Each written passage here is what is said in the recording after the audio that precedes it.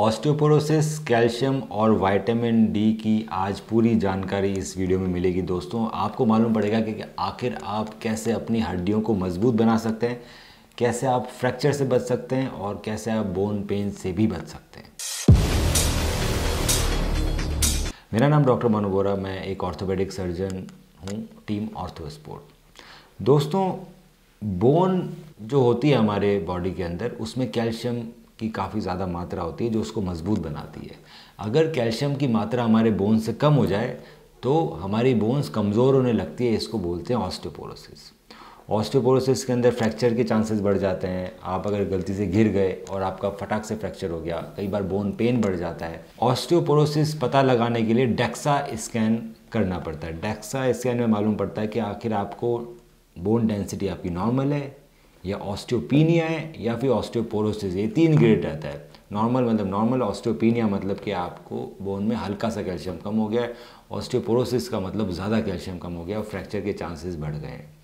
Generally जो fracture होता है ऑस्टियोपोरोसिस के अंदर, वो कलाई का हो सकता है, वो आपकी रीढ़ की हड्डी का हो सकता है और आपके कूल्हे की हड्डी का हो सकता है। एक बार फ्रैक्चर हो गया दोस्तों तो उसमें ऑपरेशन करने की नौबत आ जाती है। तो बहुत ज़रूरी है कि आप अपनी हड्डियां मजबूत रखें ताकि आपको इस तरह की कोई भी समस्याएं ना आए। अब बात आती है कि आखिर कैसे हड्डियां मजबूत रखी जाए। तो दोस्तों, पहला पॉइंट है कैल्शियम की मात्रा। कैल्शियम आपको एक ऑप्टिमम मात्रा में खाना चाहिए। कैल्शियम की टैबलेट्स मैं रिकमेंड नहीं करता। कैल्शियम की टैबलेट्स हम उन्हीं को देते हैं जो को बहुत ज़्यादा ज़रूरी है। जैसे पोस्ट मेनोपॉजल, जब आपके मेंसेस हैं वुमेंस के, वो बंद हो जाते हैं अराउंड 50 के आसपास, उन लोगों में ऑस्टियोपोरोसिस के चांसेस बहुत ज़्यादा होते हैं क्योंकि हार्मोनल इम्बैलेंस होने लगते हैं। उनमें मैं कैल्शियम देना प्रेफर करता हूँ। या कोई पेशेंट आता है जिसकी बहुत हड्डियाँ कमज़ोर हैं, उनमें हम लोग कैल्शियम देते हैं। नॉर्मल पॉपुलेशन में अगर कैल्शियम देने लगते हैं तो उसमें हार्ट डिजीज़ और आपकी किडनी स्टोन्स के चांसेस बढ़ जाते हैं। तो कैल्शियम आपको फूड से खाना है। इसकी अगली स्लाइड में आप देखोगे कि बहुत सारे फूड ऐसे होते हैं जो रिच इन कैल्शियम होते हैं। उसकी स्लाइड हमने दी है, ये आप देखिए। आप इन खाने से आपको ये आप खाना खाएंगे तो आपकी कैल्शियम की पूरी मात्रा कंप्लीट हो जाएगी। जनरली जो रिकमेंडेड डोज है वो है 1000 milligram for younger population per day और 1200 milligram for older population per day calcium की। अगर आप 1 ग्लास दूध पीते हैं तो उसमें आपको 300 मिलीग्राम कैल्शियम मिलता है दोस्तों। अगर आप दिन में 1 या 2 ग्लास दूध भी पी रहे हैं, उसके अलावा आप प्रोडक्ट्स और बहुत सारे हैं, जैसे पनीर है, चीज़ है, फिर टोफू होता है, उसमें बहुत कैल्शियम है, ऑरेंजेस में बहुत कैल्शियम है, ये आप सब चीज़ें खा रहे हैं तो आपकी कैल्शियम की पूरी जो रिक्वायरमेंट है दिन की, वो पूरी हो सकती है। दूसरा सबसे इम्पॉर्टेंट होता है विटामिन डी। तो विटामिन डी दोस्तों हमारे शरीर के अंदर हमारी चमड़ी के ऊपर से बनता है। जनरली जब हम सन में जाते हैं, जो सन की जो रेज़ है वो हमारी चमड़ी पे जब पड़ती है तो विटामिन डी बनता है।